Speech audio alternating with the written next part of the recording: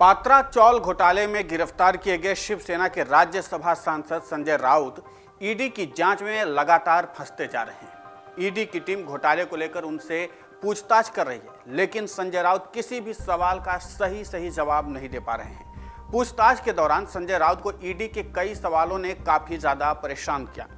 इन सवाल का वो जवाब नहीं दे पाए, या वे ये कह सकते हैं कि वो सवालों का जवाब देना ही नहीं चाहते हैं। पात्रा चौल घोटाले में शामिल प्रवीण राउत को लेकर जब ईडी ने संजय राउत से सवाल किया कि क्या आप प्रवीण राउत को जानते हैं, तो संजय राउत ने इसका जवाब हाँ में दिया।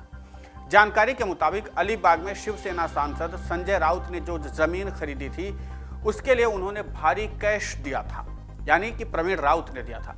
सूत्र बताते हैं कि यह कैश प्रवीण राउत ने दिया था, जबकि ईडी ने संजय राउत से पूछा कि आप प्रवीण राउत को कब से जानते हैं, तो इस पर संजय राउत ने बताया कि उनकी पत्नी के माध्यम से प्रवीण से उनकी मुलाकात हुई थी। 2012 से वो प्रवीण को जानते हैं। ईडी को शक है कि संजय राउत प्रवीण को 2012 से नहीं बल्कि और भी पहले से जानते हैं। प्रवीण राउत संजय राउत के लिए फ्रंटमैन के तौर पर काम करते थे। वहीं जब ईडी ने संजय राउत से पूछा कि क्या आपको पता था कि प्रवीण राउत पात्रा चौल पुनर्विकास में शामिल हैं, इस पर संजय राउत ने ईडी को कोई जवाब नहीं दिया। वहीं ईडी ने जब पूछा कि अलीबाग की जमीन खरीदने के लिए क्या आपने नकद में डील की थी, इस पर भी संजय राउत ने कोई जवाब नहीं दिया। ईडी ने पूछा कि जिन लोगों ने अपनी जमीन बेची है उनका कहना है कि जमीन को लेकर जो डील हुई थी वो कैश में हुई थी। इस पर संजय राउत ने कहा कि अब उन लोगों ने ऐसा क्यों बोला, इसकी जानकारी उन्हें नहीं है। वहीं ईडी ने पूछा कि अलीबाग में आपने साल 2010-11 में 10 जमीन खरीदी है। इस पर संजय राउत ने कहा कि हाँ, उन्होंने 10 जमीन खरीदी है।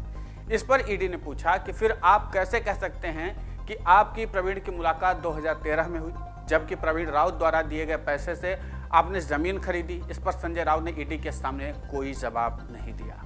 वहीं ईडी ने पूछा कि जब आपने अलीबाग में जमीन खरीदी तो प्रवीण राउत को कितने रुपए दिए थे, इस पर भी संजय राउत कोई जवाब नहीं दे पाए। वहीं पूछताछ के दौरान ईडी ने संजय राउत से पूछा कि आपके और आपकी पत्नी के अकाउंट में प्रवीण राउत ने पैसे डाले थे, इस पर भी संजय राउत ने ईडी को गोलमोल जवाब देते हुए नजर आए, जिससे ईडी के अधिकारी अब संतुष्ट नजर नहीं आ रहे हैं। वहीं जब ईडी ने पूछा कि आपकी कई विदेश यात्राओं में प्रवीण राउत ने फाइनेंस किया है, इस पर संजय ईडी को कोई ठोस जवाब नहीं दे पाए। सूत्र बताते हैं कि संजय राउत उनके परिवार की कई विदेश यात्राओं में प्रवीण राउत ने फाइनेंस किया था।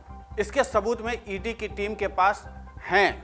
वहीं ईडी ने पूछा कि क्या साल 2010 और 2011 के बीच प्रवीण राउत आपको हर महीने 2 लाख रुपए देते थे, इस पर भी संजय के पास कोई जवाब नहीं था। दरअसल गिरफ्तार किए गए प्रवीण राउत ने बताया था कि वो संजय राउत को हर महीने 2 लाख रुपए देता है। वहीं जब ईडी ने पूछा कि क्या आप स्वप्ना पाटकर को जानते हैं, इस पर संजय ने कहा कि वो मेरे साथ शिवसेना के मुखपत्र सामना में काम करती थी। इस पर ईडी ने पूछा कि क्या आपने स्वप्ना पाटकर और अपनी पत्नी के नाम अलीबाग में जमीन ली थी। इस पर संजय राउत ने कहा कि उन्हें स्वप्ना पाटकर का तो नहीं पता, लेकिन अपने पत्नी के नाम पर जमीन तो उन्होंने लिया है।